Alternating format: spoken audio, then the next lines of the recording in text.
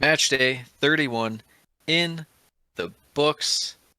Some movement towards the top of the table. Man City handle Leicester, but Arsenal fall at the London Stadium to West Ham as points are shared. Race for the top four heats up. Liverpool, another big resounding win. Man, you also grab all 3 points. Meanwhile, Tottenham fall flat on their face. Cover everything that was for match week 31. This is the Premiership Perusal podcast. Manchester City are still alive here. Balotelli, Aguero! Back, Fuchs, and the ball in behind Damian Vardy! It's 11! It's heaven for Jamie Vardy! You are an ostrich. Well, your head must be in the sand. Is your head in the sand? Are you flexible enough to get your head in the sand? Now the fans are shouting every week, Louis van Gaal's army! Louis van Gaal's army! Feet after a fabulous start, the game just got away from you there. I have nothing to say. Nothing to say about the game at all. Drama from day one! This is the league we want to watch!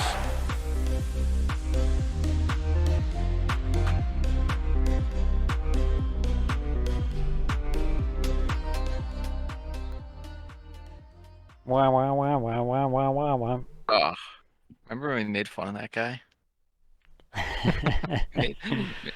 Why you trying to take our music away from us, man? What a legend. Now here we are, egg on our face. He's a true legend of the game. You know, mad respect for throwing down some We don't know tunes. his name? No, we don't know his name. He's the man who makes music. Yeah, he's the music man. I'm pretty sure the song credits come up in the description. Good. So check him out. Good. Throw him a like. Throw him a comment. Say Premiership Perusal sent you. Yeah. I tell you what. You know what sent me over the moon was Ollie Watkins. Ollie Watkins named his second-born child after Hank Watkins. Yeah, it's crazy. The man just No one can cannot believe stop it. scoring. Let's get right into it. Let's get into Villa, it. Newcastle. Is this like the most shocking result to you of probably like the last month, right? Yeah, absolutely. I mean, I said draw. You said win for Newcastle. I mean, this was a blowout. It wasn't even all that close. Newcastle looked bad. Yeah, it wasn't the fact that Villa won because, Villa, they've been in some good form lately. It was more so the fact that it was 3-0. Yeah. And they like just you said, handled Newcastle. Thoroughly deserved victory. Aston Villa the better side. Early chance for Ollie Watkins within the first minute. Mm-hmm. Had a shot hit off the post and went out. That was an early warning sign for Newcastle that things were not gonna be easy for this. Isak had a chance 9 minutes in forcing Martinez into a save, but Villa opened the scoring 11 minutes in. John McGinn putting a cross to the back post. Ollie Watkins with the acrobatic head down to Jacob Ramsey scores. Dream start for Aston Villa. They love to score early. Yeah, that's kind of the cliche with them, right? All the goals come within the first 15 minutes. That they did. They had a couple chances to add a second just a few minutes later, 15 minutes in. A double chance for Villa. Watkins first with the shot, saved by Pope. And then Jacob Ramsey rings a shot off the crossbar. Things going from bad to worse for Newcastle. Just really struggling. They had some possession, not a whole lot, but coming down to the final third, they just looked completely lost. Yeah, and I mean, it's not, not something we've always seen from them, but in this game, if Villa Park just not easy place to play right now.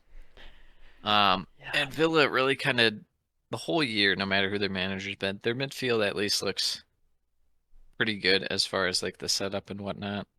Obviously, this game, Den Donker being in there, they kind of loaded it up a bit more. But Mm-hmm. yeah, I think it's just kind of odd to see, Newcastle get manhandled this way. But credit to Villa's defense too lately, especially Konsa and Mings. They're absolutely killing it.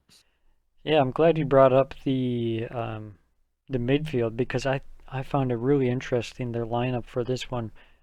With the 5 in midfield, they have Luis, McGinn, Buendia, Dendonker, and Jacob Ramsey. So they kind of sacrifice wingers for this one and just chuck in as many midfielders as possible, pack the midfield, and you get the width from the fullbacks. Moreno getting forward quite a bit in this one, but Newcastle just couldn't handle the numbers disadvantage that they found themselves in. Yeah, I mean, 5v3 in that middle, playing Anthony Gordon, who I thought was supposed to just not play the rest of the year for Newcastle after that Brentford thing. Yeah, after he got all pissy. Yeah, but what are you going to do? That was really weird that he started in this one. Yeah, well, Almiron off the bench, that's where they went wrong. That's where Eddie Howe started losing the plot. Yes. Villa applying pressure. Still goes in halftime 1-0. Second half, some more chances early on. Ollie Watkins chance 49 minutes in after cutting in from the left. And then at the other end, Jacob Murphy has a chance but flashes a shot wide. A couple more chances for Newcastle. Martinez making a good stop on Isak, and then Almiron with a good chance from a corner, but put it side net. That was kind of their chance to get back into the game, despite being the second best team on the day. Villa at that point hadn't really capitalized on their advantages. But then a few minutes later, Villa scored their second. Moreno finds Watkins in the box, turns well, and scores. Continues the goal scoring. And he gets his second of the day. 83 minutes in for the brace after a nice cutback from Buendia. Aston Villa finish it off 3-0. Massive victory for Villa as they continue on their march towards the European places. Oh, they're smack dab in the thick of things. What I tell you last pod, Sam? Watkins is going to get to that illustrious number of 20. He's going to have to start scoring not just one goal a game. He's going to have to start cranking it up. Yeah, but right now, you inspired him. Right now, every little bit I push Ollie Watkins is because of me. Okay, anything he does that's good, it's because of me. Exactly. Villa are sitting 6th right now, but they have 2 more games played than Brighton, and they have a game played more than Liverpool. So only 3 points back of Tottenham. Yeah. That's pretty crazy to say, honestly. They just went on a run. That's what happens when you get rid of AIM. Yeah. Man, how's Stevie G feeling right now? Egg on his face. I saw he's rumored with Olympiacos today, so maybe not so much egg on his face. I love this English managers. They fail and then they go to some random team like Scott Parker went to Bruges? I believe so. Brugge. So, yeah, Stevie G, hope you studied up on your Greek. Probably went on some lads on tour holidays. Yeah, that'd be beautiful. Beautiful country out there. Him and Harry Maguire. Harry Maguire. Let's talk about something that's less beautiful, and it's the Todd Bowley experience. Chelsea, Brighton. Early on, Brighton and Chelsea kind of feeling each other out. Chelsea actually looked all right in the first 10 minutes, and then Brighton immediately went down and Evan Ferguson hit the post. And then Chelsea said, how about we just get the most fluke goal you'll ever see. Good run for Mudryk in the middle of the field and then just lays it off for Gallagher. Gallagher's shot from the edge of the box. Hits off, I guess, like the heel of the defender, goes over Bobby Sanchez. Chelsea flying sky high, as they did not deserve it whatsoever. After that goal, Brighton, pure domination, especially in the middle of the field.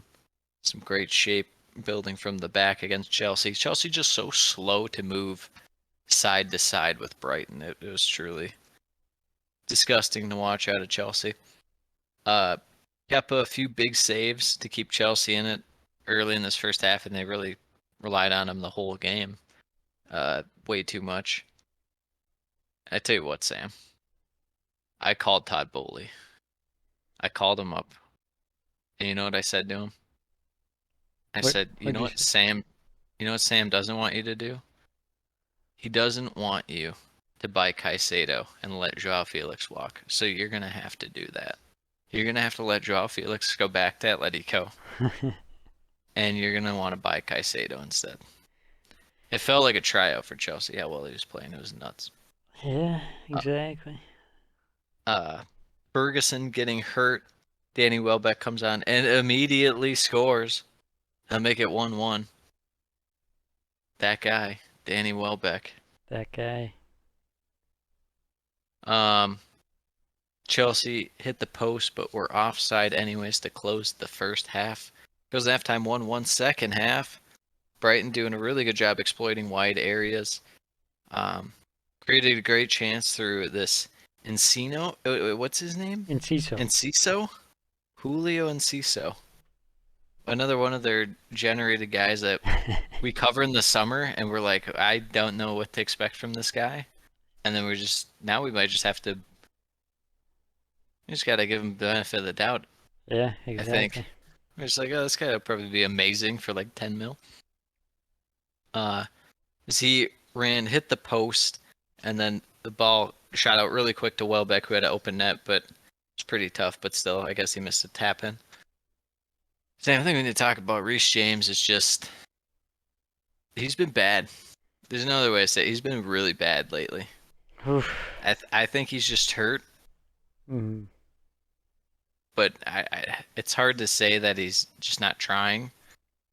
But he looks really bad. But with that said, Sam, he's still not as bad as your guy, Trevoh Chalobah. Yeah, that guy is who bad. I think most Chelsea fans are finally coming around to the idea that he's not good. The it sheen took him a has while. worn off. It finally took him a while. I don't know how or why, but meanwhile, Chelsea really only had in this game, I guess Mudryk was the best player. He actually looked pretty decent, but other than that, anyone outside Enzo and Gallagher were not great. But Brighton keep piling on the pressure, and then Sam's guy Enciso with an absolute blast. Now I know Kepa gets a lot of blame for not being great and gives up mid-range goals, He's got outside short of the arms. box. Who in the Premier League was saving that goal, Sam? Someone with longer arms. I disagree. Gavin Bazunu. Okay, now you got me there. Kelleher and whatchamacallit, Bazunu. Those are the only guys. Are you saying Kelleher's bad? No, He's goated. Bazunu is good too. These two things are not like the other. It's not the Spider-Man. Southampton should have bought Kelleher. No, he's leaving in Liverpool in the summer. That report came out today, but Well, so they'll be in the Brighton championship too. Brighton really see it out. Chelsea could not create chances. Brighton kind of suffocated the game. Finishes 2-1 for Brighton. Bat Frank can't buy a win. Chelsea can't buy a win. Todd Bowley spent about an hour after the game in the locker room with the Chelsea players, apparently. The Todd Bowley experience just keeps getting better and better. It's pretty funny, I won't lie. The man is an absolute clown, and all the stuff that keeps coming out. Now, I will say this. It's funny seeing the players complain about Todd Bowley. It's like, okay, it's not his fault that you guys suck. Like, yeah. Like, he's did you see spent that? a ton Did of you money. see that Mudryk thing? Yes. that came out? Yes. So for those who don't know, there's a report that came out today that Mykhailo Mudryk was introduced to the team like right before their game against Crystal Palace, and apparently this shook players, as you know, it's very private, and the players need to be ready for the game that's about to happen. It's like, first off, they won that game regardless. Second off, you're in like 9th place at this time. Yeah. Maybe you should change up your routine or Yeah. something, because it's clearly not working. And I think the thing was, I read too, that apparently he had like an entourage with him that, it felt like they shouldn't have been there in the dressing room at that Yeah. time. But it's like, come on, let's not pretend like you guys are fighting for anything here. You guys are just doing pure trash, and just Not to to blame mention- stuff on outside factors. Yeah, it's just silliness. Yeah. It's absolutely silliness. Completely agree. As far as Brighton's side on this, they just keep trucking. It felt like, you know what this really reminded me of was their last game against Tottenham. Think how lucky Tottenham have been this year. Hmm. This is the exact same game that Brighton really just had. They deserved to win last week. Yes. Tottenham catches break. Chelsea is like the ultimate bad luck Brian this year with Hmm. the way things are going for them. So it's just one of those things where, depending on which opponent you run into. But good for Brighton, good win. Yeah, absolutely. I forget what our predictions were. Did we both predict a Brighton win? We did. I think you said 2. No, you said 1-0, and 1-0. I said 2 or 3-0. I was a little egregious. Okay, But- okay. We got the win. We got the win. Yep. All right. Speaking of You know who wins, didn't get the win? Everton. yes. Against the Fulham team who has nothing to play for. We just had to say Fulham had nothing to play for, and they're like, oh, yeah, no, wait, what? Oh, Can- there's games? Can I Still just good? say 2 words? What's that? Dan James, Will the My- real Dan James please stand up? my guy, he's back. I'm so happy. I'm so pleased. What about Harry Reid and Harry Wilson? It's Harry the day Reid- of the Harrys. Yeah, exactly. Get your Harrys in. We're talking Everton versus Fulham. Surprising game. I didn't, we both kind of were expecting Fulham to be a little. I mean, I guess they've been poor as of late. Haven't really had much of any form. They look to be coasting towards the end of the Yes. season, but this game, Ghosting is a good word for what we had to watch them do. they played pretty well, actually. They had some good possession early on. Chance for Wilson, 18 minutes in, shoots straight at Pickford. And then, 22 minutes in, Harry Wilson nearly scores with a curler, hits off the post, and out comes to Harry Reid, slots it, and just a dime piece of a backheel flick from young Dan James for the assist. How about that? Some class play out of the Welshman.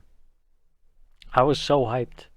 I feel like Dan James, he just kind of like fell through the cracks, and I don't think he's that bad of a player.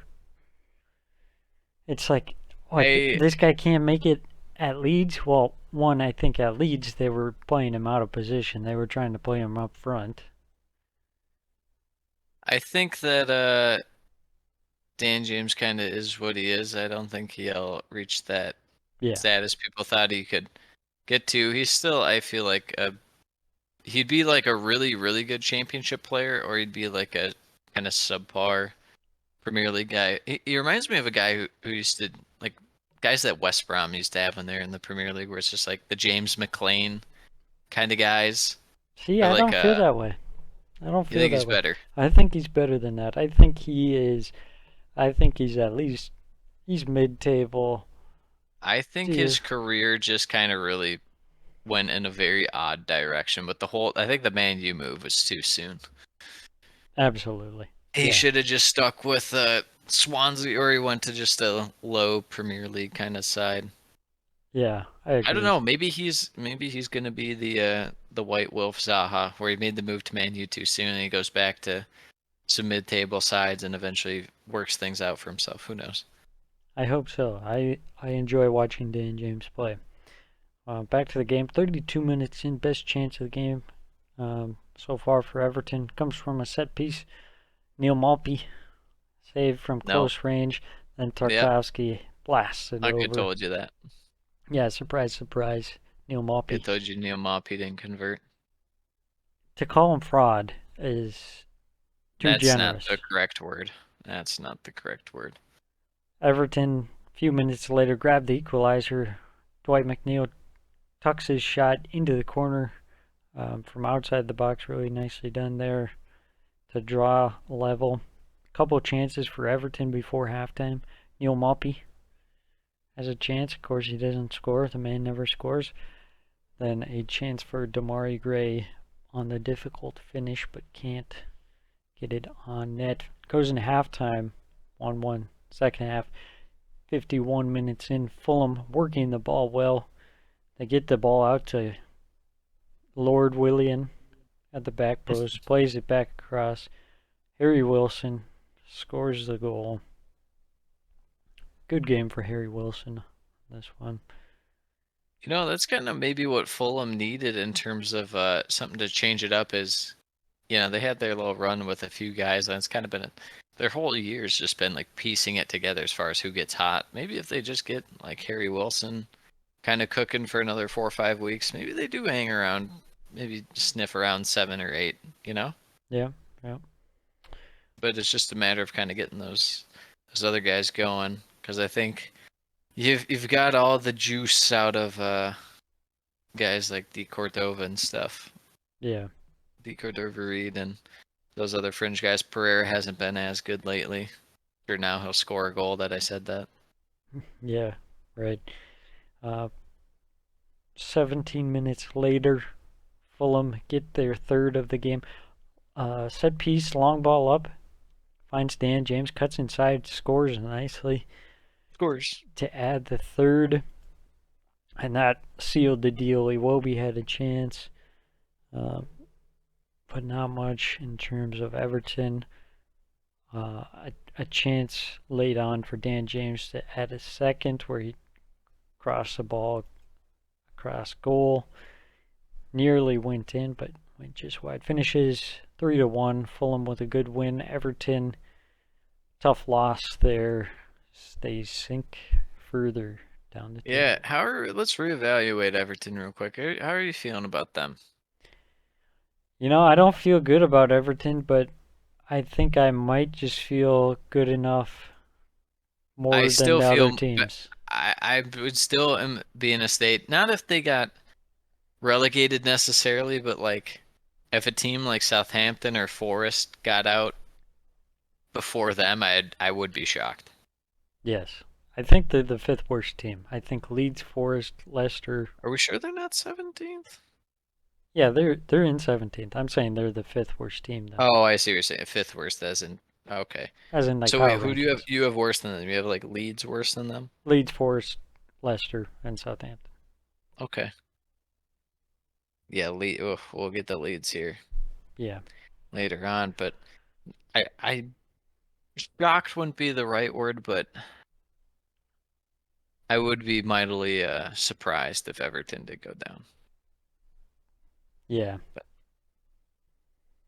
All right, let's move on to a team whose fate has virtually been sealed versus a team that is on the up. On the up. Roy Southampton, Hodgson's men. Crystal Palace. Oh my gosh, we put a nail in their coffin that they weren't even in the coffin. Yeah, exactly. So this game, you know, it's kind of sad to see Southampton do this because we know that they're going away, and we can't just rely on them to do these things. But they played the exact Southampton way of just like being the better team for the first like 25 minutes, and then it just like slowly fades as the game goes on. But a lot of possession. They had plenty of chances, namely for Joe Aribo, who had a chance and he slid it just wide of the near post. Yeah, I think he's just the kind of encapsulates what's gone wrong for Southampton this year. It's like it's a solid player, but it just hasn't clicked. It's very odd. Mhm.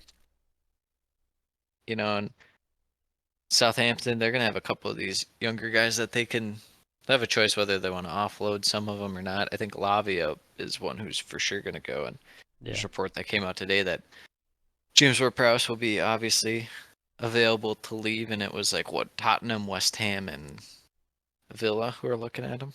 So, but yeah, first 30 minutes were Southampton peppering Crystal Palace. They ended up out shooting Crystal Palace in this game on shots on target and shots in general, but doesn't fully matter. Palace very, very kind of lackadaisical in the first half. I don't know what it is.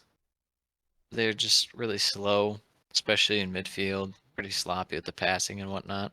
Looked more like some Roy Hodgson football if I ever saw it, but goes in halftime 0-0. Second half, early on, Palace get their goal through Etse. He had an amazing second half. I would say amazing game, but specifically the second half. Fantastic. He also gets a second as he's set up by Czech Decore later on at the 68th minute. And Palace virtually see it out. Southampton with a couple chances. Sam's guy Chuck Alcatraz had a pretty good long distance chance, but it finishes 2-0. Palace keep rolling. Southampton keep sinking. Yeah, it's great to see Eze getting the goals. I love watching this guy. I can't believe he was on the bench previously. He's just been fantastic. Yeah, the main thing with Roy Hodgson, minus your guy Sam Johnstone being in there, is it's more of a 4-3-3 in a sense. Mhm.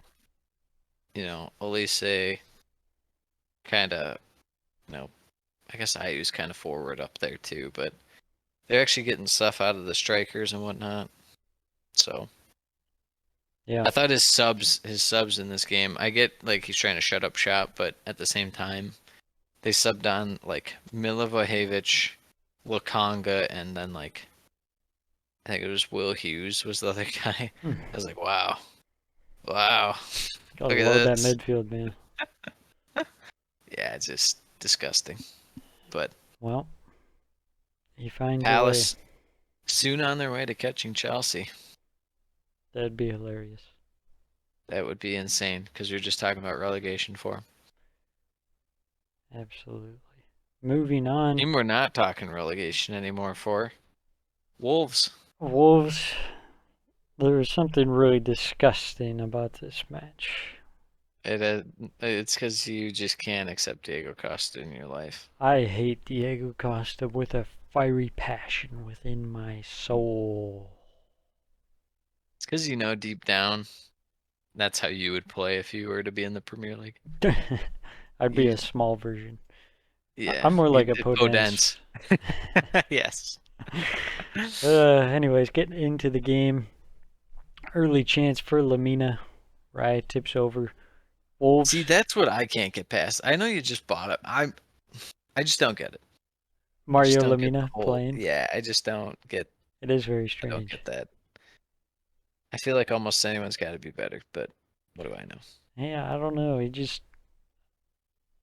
get he adds something different, but Yeah, I get. He's more of a ball winner kind of guy, but yeah, a little more steel in the midfield. yeah.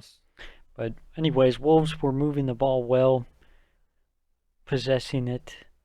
Meanwhile, Brentford not getting a whole lot going, mainly looking to hit off of any set pieces that they were getting, mostly from throws, but weren't finding much success.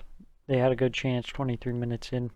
Josh De Silva getting through on goal. Can't keep the dink under the bar. It was a great chance. And then just a few minutes later, Wolves open up the scoring. They break quick. And Diego Costa gets a bit fortunate on this one. Heavy How touch. dare you? Deflection off the defender, kind of falls back to him, gets another bite at the cherry, so to say, and scores. He looked just as shocked as I was. Not a fan of that one, but anyways, goes into halftime, 1-0. Not a whole lot after that in the first half. The second half, Diego Costa, another chance. Shot from a tight angle, saved. 52 minutes in, one of many strange calls this week. David Raya ends up taking out Totti in the box. That was great. Raya way out of his 6-yard box. Clear contact there. They review it. No penalty. To me, it was a Stonewall penalty, not given for some reason. Very confusing. Wolves continue to not get calls. I think that's the Lopetegui effect. How so? You think he just doesn't have the respect? Well, I think he's been complaining a lot, so I think the refs. Okay, it's a bit of a tax. They don't want to give Wolves anything. Whether that's just my opinion or reality. That's music to the ears of our good friend who's a Wolves supporter. Yeah, Wolves screwed, but it doesn't matter. They get another goal. 69 minutes in, Mateus makes a good run into the box, plays the ball across. Pinnock attempts to clear, but it only goes as far as Huang, who snaps up the chance to score. Without getting hurt. He lasts a whole 25 minutes to the end of the game something without like that. getting hurt. Some small amount of time. What Sam, I gotta ask you before you wrap up, but what do you think about Wolves with no Ruben Neves out here? Yeah, it's surprising. I didn't expect them to be holding the ball as well as they did, but they did. They did well. See, this is the thing too that confuses me about Brentford every once in a while. It's like, what was this game? Yeah, it's really weird. They sometimes catch you off guard when you think that they're building momentum and that they're a solid team. They kind of have these performances where you're like, okay, well, you see the budget squad aspect. Yeah, the rotation. Well, we say that, but they're buying guys like this Shada, and I don't know. Him and Damsgaard have not been the guys that they thought they were getting, to say the least. I'm actually, or at least not yet. I'm glad you brought that up. This lineup for me from Brentford. Yeah. I think it was a bad lineup from Thomas Frank, because the 4-3-3 with Shada, Tony, and Mbumo, it just ended up where they're not getting the ball at all, and Wolves are outnumbering Brentford in the midfield and holding the possession. So you just have like 3 wasted guys because they're not getting the ball. There's no chances. Yeah, we've seen in the past where it's like Mbumo and stuff will come back a bit, but I don't know with Shada and stuff. Yeah. But yeah, I agree. It's way too hard. If these teams like Wolves are gonna load up the midfield, it is very hard to justify only going 3 in the midfield. You winning the ball back is not gonna be impossible, but it's gonna be tough. Especially when you have Jensen and De Silva as 2 of the midfielders who, both of them are trying to get forward more. Yep. So, yeah, bit of a head scratcher there from Thomas Frank. Yes. Well, let's get to the next game. Bournemouth, who I sold their stock last podcast, but I bought it back right before the win, and then I sold it right after the win. You bought it when they were drawing 2-2, and then then sold it after they won. The 3-2, yep. It was the quick flip. Yeah. Very impressive, if I say so myself. This game was awesome. This game cured my Arsenal sadness. Getting into the match, for freaking Well, I Brentford. think you say that, but I think you're going to be even more sad when, Odegaard and Saka and all the high assist guys are going to get passed by the new assist king of the Premier League, Big Dom Solanke, would Well, do this game. well, I'm just gonna integrate myself into being a Bournemouth supporter, so it's all good. Yeah, well, you didn't even know Matthias Viña, bruh. That's true. Bournemouth starting this one off actually really well. I couldn't believe it. They went away from home. They held the ball very well. They were shameless, absolutely shameless. Getting outpossessed at certain points by Bournemouth. Now, in general, they did have more possession Hmm. than Bournemouth, but still, my point stands.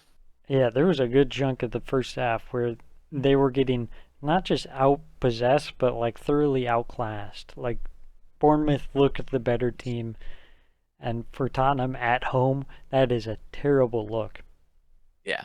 I think Joe Rothwell has been a huge kind of addition into the midfield. He was out for most of the start of the season, but he's been playing a lot lately, and I think he's added a big. Um, he's It made makes a them a big little more difference in balanced, the midfield. to say the least. Gives them a little more capability in terms of winning the ball. Because how many times we sit there and we're like, who's out there? And it's like, it's Zorma or something like that. And you're just like, oh, man. Oh, man. Just Yeah, not ideal, Or Jefferson Lerma. yeah, It's like, Lerma, oh, man. exactly. But But it's actually Tottenham who get the opening goal against a run of play 14 minutes in. Perisic receives a long ball up, cuts back to Heung-min Son, scores it via deflection. he's back. He's back. Scoring against Bournemouth and who the hell they beat last week? Brighton? Yeah, he's back. He's back. Despite going down a goal, some more good possession out of Bournemouth. Was really nice to see. Moving the ball well. Couple chances for Tottenham. Son making a run. Shot saved at the near post. And then Kane gets through on goal, but his shot is saved.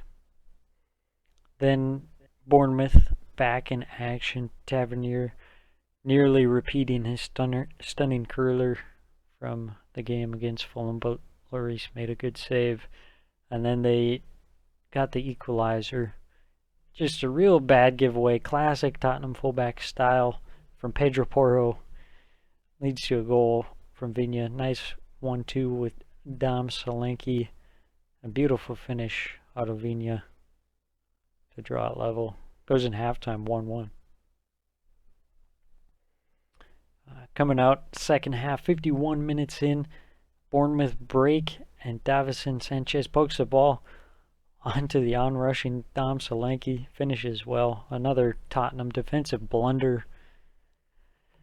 It's just brutal. They This might just team- need to pay whatever they can for Mr. Laporte. Yeah. Although I don't know, how. I'd be very worried to buy anyone that Pep Guardiola doesn't want.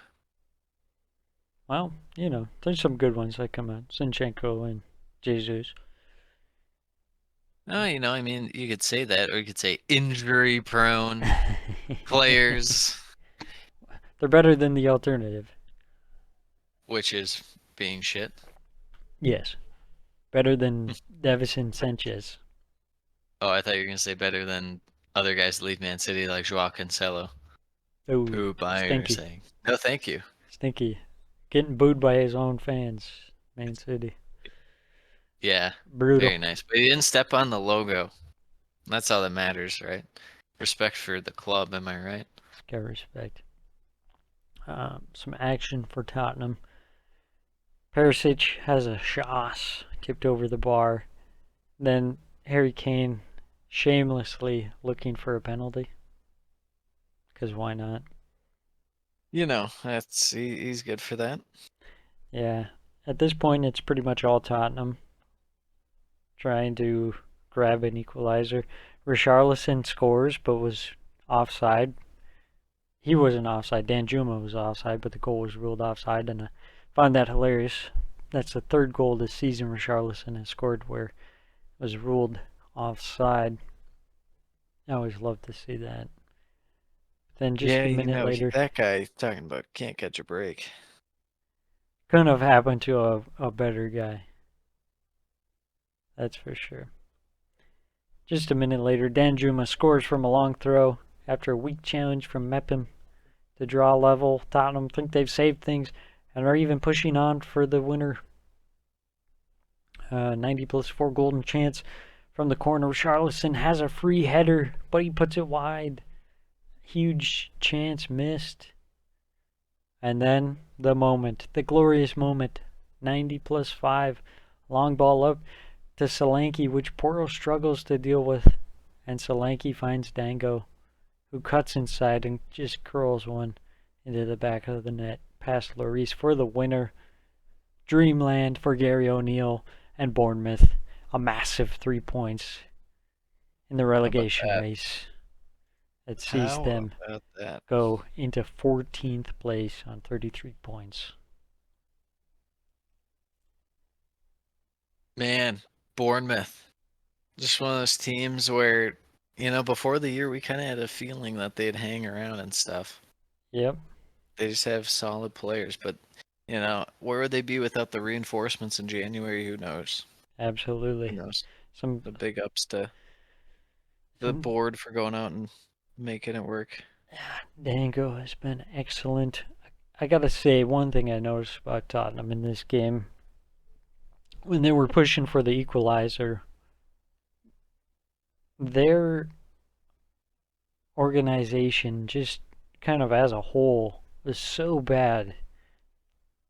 They had kind of like 5 or 6 guys that would just stand basically on the line, the back line of the defense, and just be like, okay, pass me the ball. Meanwhile, one guy who's like 15 yards away has the ball and doesn't know what to do because no one's moving to get open for the ball. Mm-hmm. And then meanwhile, on their defense, you have guys that are just all over the place, very unorganized, just a right mess. Tottenham Hotspur. Yeah, I think they're gonna have to get a second center back for sure. They're wide defenders. I think they've kind of somewhat figured out. It's not amazing, but you at least have enough depth and stuff. And you get that guy who's on loan at Udinese, so you have some options. But I don't know. Bring in Madison. Who knows if they have Kane though? That'd create a whole nother issue if you lose him. I don't know. It's going to be a very interesting summer for Tottenham. There's so many options for stuff they can do, but it's all dependent on if Kane, goes to his boyhood club of Bayern Munich or PSG with Jose Mourinho. That would be strange. It really would be. But yeah. Moving on to the next game. Man City versus lowly Leicester. yeah, this was honestly a very, very, very boring game. To the surprise of absolutely no one. To the surprise of Sam, Man City's #1 fan. I mean, it really just started off by City holding possession, then it somehow out of nowhere, John Stones just hits a banger right off the bat for a 1-0 lead, and then inside 10 minutes, Grealish draws a pen, Haaland steps up, converts, and the game's over inside 12 minutes, Sam. Just like that. It's over. But once you know it, around the 20th minute, or 30, when the hell did De Bruyne score? I'm going to look this up. Very unprofessional of me. De Bruyne? 20. Well, he doesn't score, but he set it up with the interception. Yeah. He wins the ball. He gets the counter attack going, doing all the heavy lifting, but slots it through to Haaland, who rips it in for 3-0. And in case you thought the game had a chance, it was over. This was very much early stages of Dean Smith at Leicester in terms of there weren't many changes made, you know. I guess Soyuncu being in there was a bit odd, and he went with the, you know, 5 at the back, kind of load up the midfield a little bit, and then just have Jamie Vardy in there. But it's like, you know. So we'll see. I guess that's not a bad idea to load up the midfield like we're talking about. Try for a 3-4-3 kind of situation, but at the same time, it's going to be tough. Goes to the halftime 3-0. Man City really seeing the game out for the most part, but Leicester actually did have quite a few amount of chances scattered throughout the second half. They really would just get the ball and immediately start sprinting. And Sam's guy Iheanacho, revenge game tap in. But he also hit the post to close out. They could have cut it to 3-2, but they did not. Finishes 3-1. Just nothing to take away from this game yet. I can't judge whether Leicester will stay up. Man City, I mean, there's not much to say. It's, you know, you're playing Leicester. Yeah. So Free 3 points for Manchester City. yeah, but do Arsenal get to play Leicester again or no? Have they accumulated all the points possible that they can from Leicester? The answer is no, unfortunately. Wow. I believe. So you already got a free 6 points from Leicester. Yes. But that was not when they were dead. Leicester is now They've dead. truly been dead for about 80% of the year, but I mean, there was a pulse. There's no pulse for a split anymore. second. No, we'll see. This team I'm sucks. I have the slightest bit of faith in Dean Smith, just the slightest bit. Let's go on the Sunday games. Yeah, let's get through with the pain. Once again, Hank. Yeah, This Arsenal. this one West Ham. about ruined my day, and I'm not gonna lie.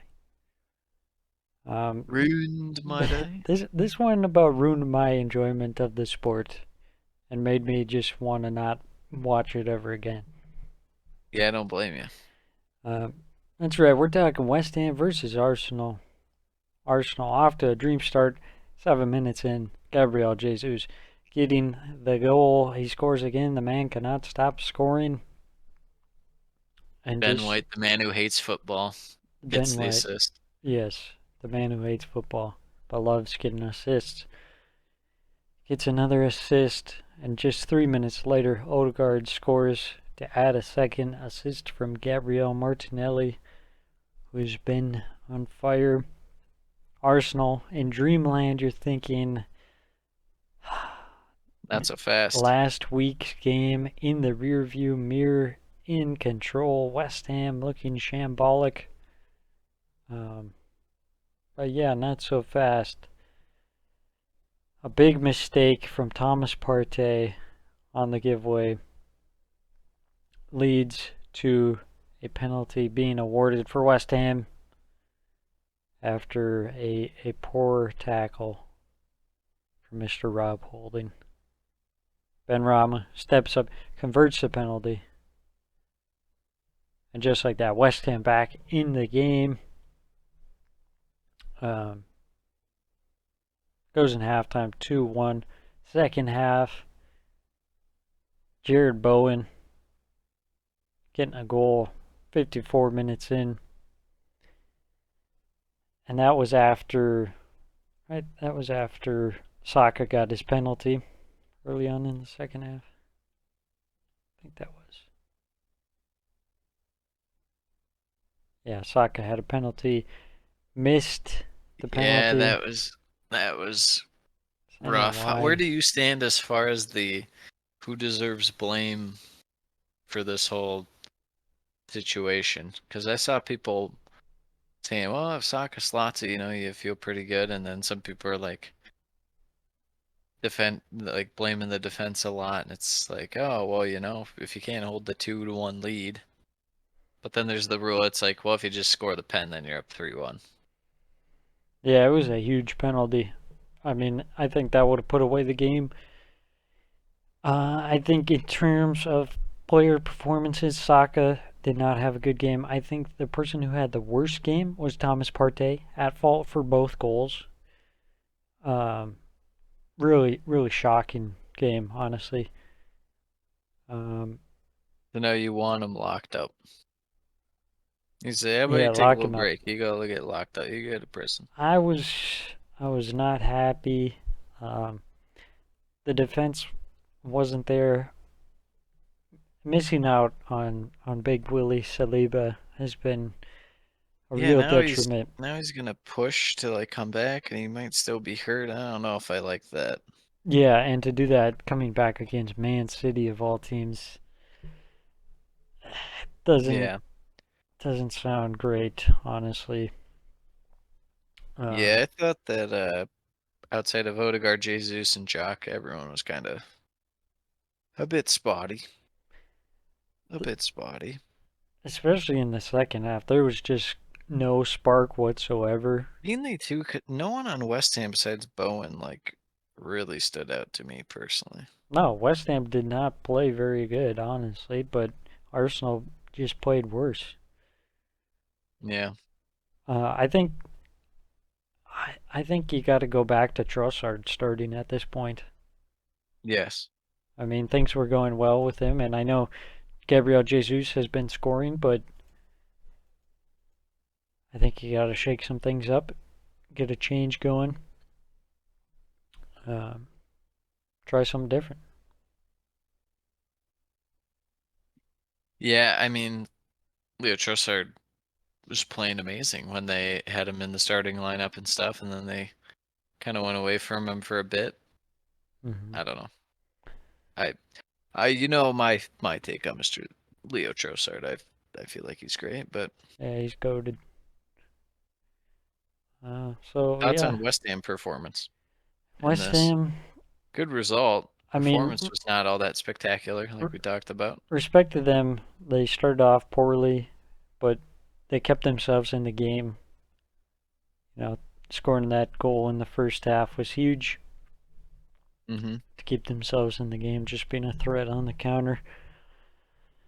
Yeah. But overall, they didn't look that amazing or anything. But you know, they got a point out of this one. Let's go to a game where one team got all 3 points and another team got 0. We're talking United. We're talking Forest.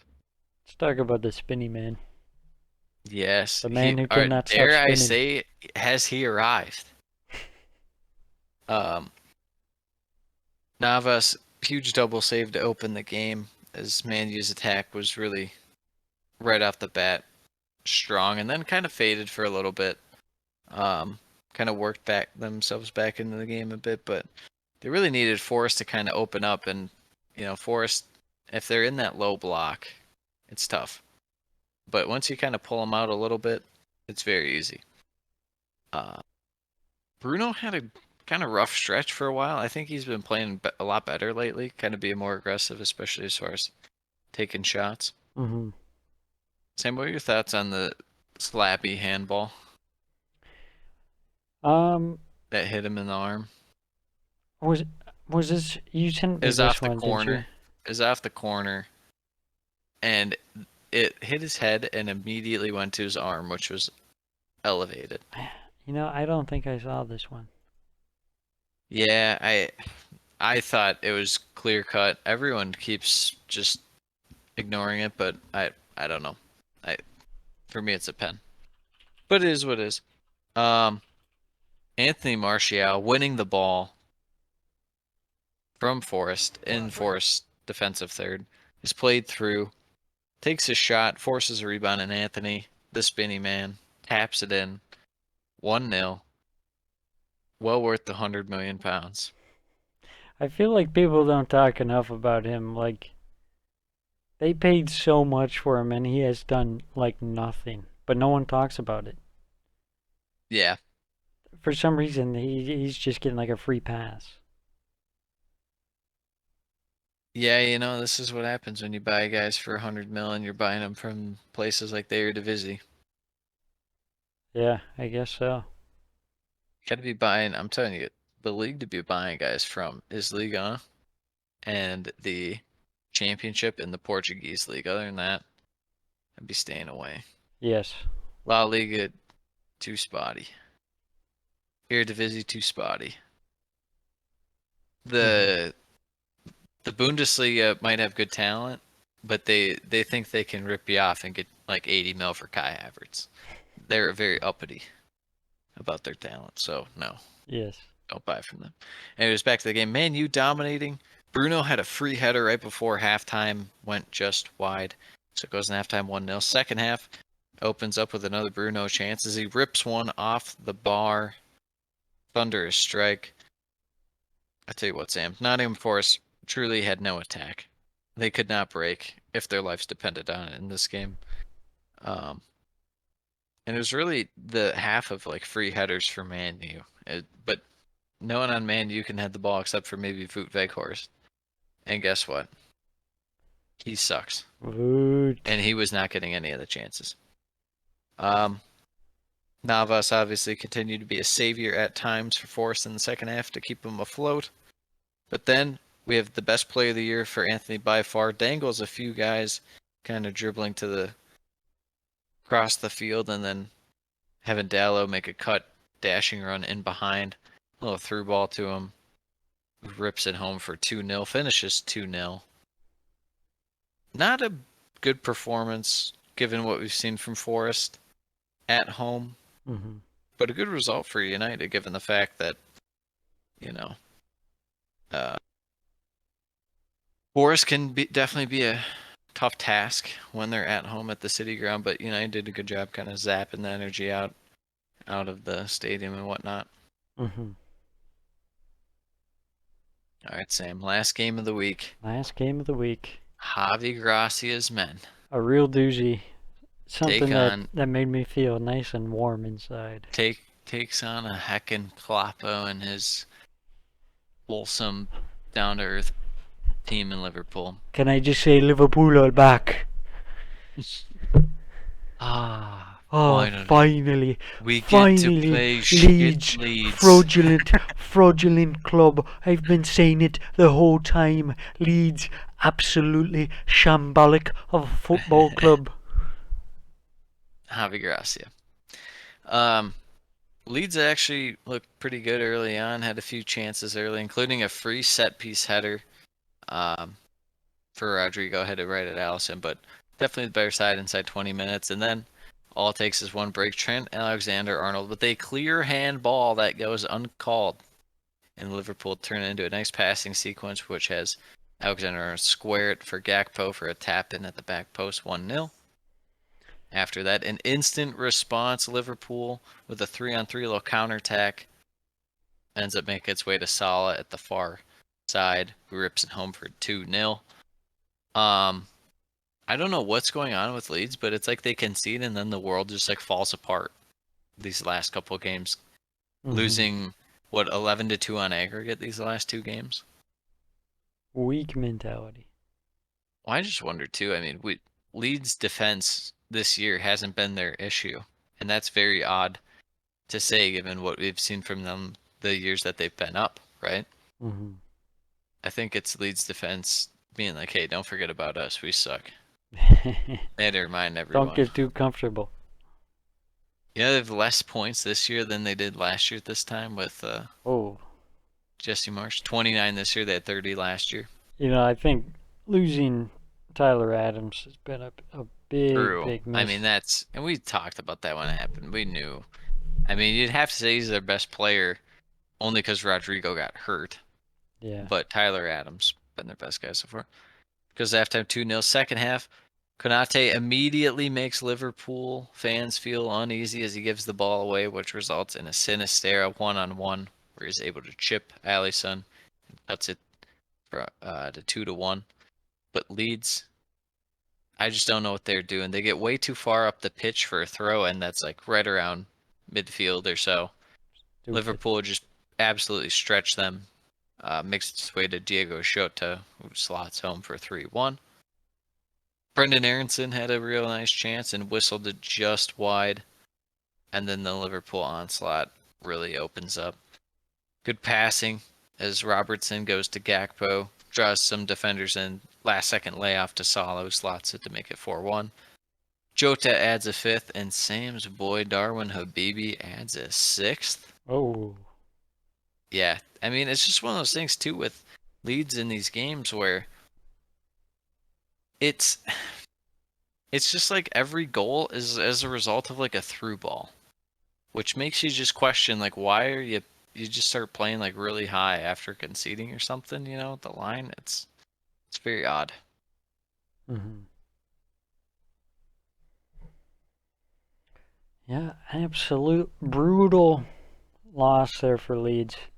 I mean, I can't imagine the rest of the season. How do you pick up from You just there? have to do what you always do. You just keep scoring as much as possible, because that's really all you can do.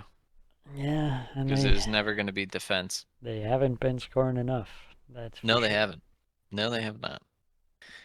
Let's get to some predictions for this upcoming match week. Yes, let us. Lettuce. Arsenal versus Southampton Friday matchup.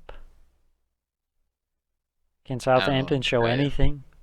Will they be alive? No. I don't think so. No, I don't think so. Apparently the board's not giving up on them going down, and they may sack Celis. It's like, what does that do? What is bringing in actually bringing in like Big Sam do for this team? Nothing. It's too late. And I said in the last pod, they always have their one run a year where they get to play all the mediocre and crap teams, and they win like 6 out of 10, and they draw like another 2 or 3 out of there, and that's what keeps them up. And this year they had that exact run, and they hired the Welsh gym teacher to be their manager. The for Welsh that run. coal miner. Yeah. Yeah. So tough scenes. I would suspect Arsenal, maybe a little change in lineup for Arsenal. Yeah, Sam. Maybe they freshen up a bit after the last couple draws, or no? I hope to see Trossard at the very least, but I wouldn't be surprised if maybe Fabio Vieira got a start over Xhaka. Maybe Jorginho. I'm gonna go with a cool 4-1. No, 3-1 victory. Yeah, I'm gonna say 2-0. Good call. Fulham, Leeds. This sucks for Leeds. Now Fulham apparently have something to play for. Otherwise, if Leeds win this, then Everton's just gonna be like, "What the fuck, Fulham? Why'd you do that to us?" Yeah, the one You just off. showed up. Yeah, you just showed up against us for no reason. Yeah. No, I don't want to buy back into Fulham after we just said they're not going to play for anything this year, but Leeds midfield is just not great. Their defense is quite poor. Yeah, after that still, thumping. I'm going to go 2-1 Fulham, but I kind of want to pick a draw. I'm going to say 3-1 Fulham. Wow. Brentford Villa. Hard not to pick Villa. Hard not to pick Villa. Almost Especially impossible. when you got the Ollie Watkins revenge game lined up here. That's true. It just depends how much Brentford are willing to let Villa kind of play out of the back and stuff. Because Brentford aren't going to like fully press, in insane ways like some teams will. I guess it's hard to pick against Villa. I'm going to go 2-1 Villa. I think if Brentford tries to pull the 4-3-3 stunt again, they're going to be in for a rude awakening. They're going to have to go. They're going to have to go back to that 4-5-1. Yeah. That they do at times. I agree. I'm going to say. I know, and they try that 3 at the back against big teams, so I wonder maybe they try that in this one. Yeah, tough with Janssen out for the season. True. I'm going to say a 1-0 Aston Villa. Okay. Palace, Everton. Crystal Palace on a roll. Roy Hodgson, get in, lad. I'm going to say 2-1 Crystal Palace. I like the way they're playing. I'm going to go 1-0 Palace. Leicester and Wolves. Does this feel like Wolves would just lose for like no reason? Yeah, Wolves, they've been playing better, after a win. Yeah, so they're due for just a stinker. a Just an bump in the absolute road. stinker. This is either a goalless draw or one team just gets like a terrible goal to win it. I'll go with the goalless draw. No, I'll go with the Leicester 1-0 win. Leicester 1-0 win. I would say Wolves 1-0. Okay. Yeah. Gotta be one or the other. Liverpool Forest, which for some reason is on USA in America. I don't know how or why that's the game, but it is in fact the game. Liverpool fanboys at NBC Network. Is this one? This is at Anfield too. What did they just want to televise like a fucking 4-0, 5-0 game for like no reason? Yeah. Uh, I'm gonna okay. say Well, 3-0. yeah, I'll say 4-0. Okay. Bournemouth West Ham. Bournemouth West Ham. That's an interesting one. At the Fatality. I've sold my Bournemouth stock, so now I have no choice but to pick I mean, West Ham. Bournemouth has to lose one of these games, right? You would think so, but West Ham aren't that great. I'll probably go 1-1 draw. Is Yeah. what I'll do. I think a draw is probably a good result. This is where you get a random Mikel Antonio goal out of nothing, and it's like, where is this? I'm gonna Newcastle top. say Go ahead. 0-0 on that one. 0-0 instead. Okay. Newcastle Tottenham. Well, Newcastle coming off that disappointing loss. Tottenham. Speaking of disappointment, that's kind of Yes. their motto. I think Newcastle will get back to winning ways, especially St. James Park. I'm going to say 2-0 Newcastle. I'll say that too. If Newcastle win this, you want to hear the head-to-head in 56 Premier League games between Tottenham and Newcastle? Yes.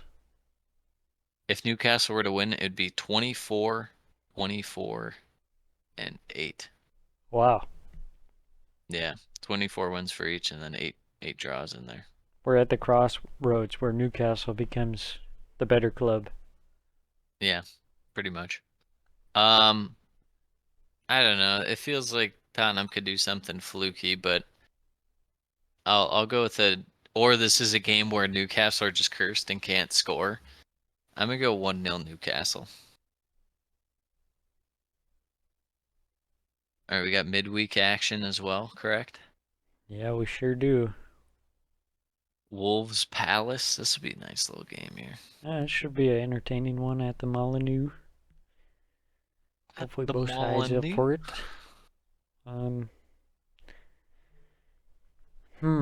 This is a tough one to call. I like Crystal Palace, but how do they fare on the road? Yeah, this will be the one where Wilf shows up. I'm going to say 2-1 Wolves.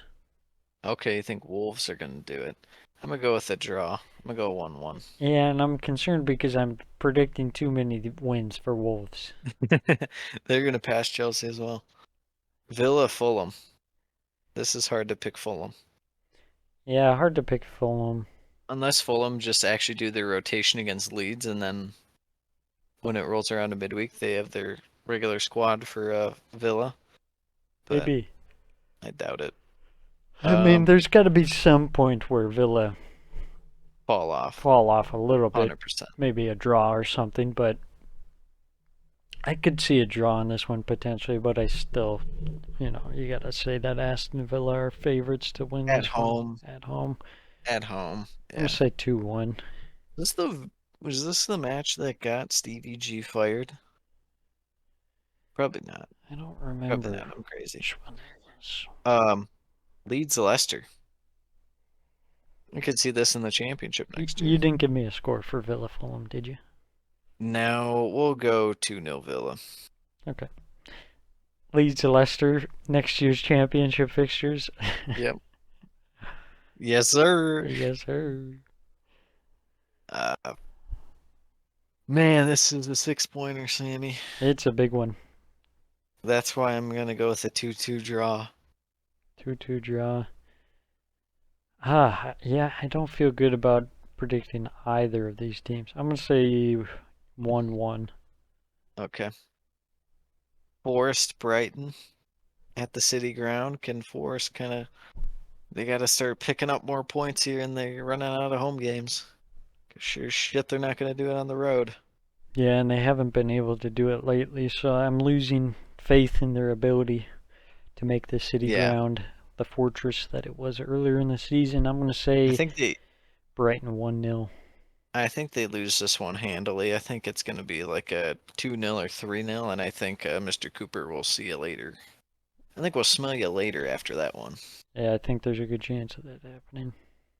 Chelsea Brentford at Stamford Bridge. I don't like what I've seen from Brentford the last couple weeks, but I haven't liked what I've seen from Chelsea this entire season. I'll Yeah. be going Brentford with a 1-0 victory. I'm going to say Brentford with a 2-1. Okay. That's very, kind of positive of you to pick Chelsea to score goals these days. Hey, they did last game. Okay, well, did you see the goal for the love of God? It hit off a back heel and shook the goalie. West Ham Liverpool. West Ham. I feel like Liverpool. I feel like Liverpool is gonna win against Forest, and people are really gonna start talking themselves into, them getting the top 4 push. Because I don't know if you looked and did the math. They virtually have to win out their last like 8 games. I feel like this could definitely be one of the stumble games, and you're just like, oh, Yeah, yeah, absolutely. that's right.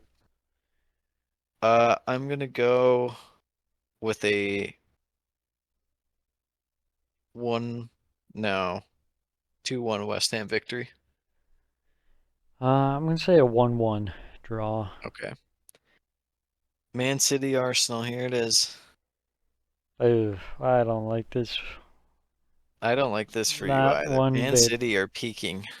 Yeah, and Arsenal are. What's the opposite of the peaking?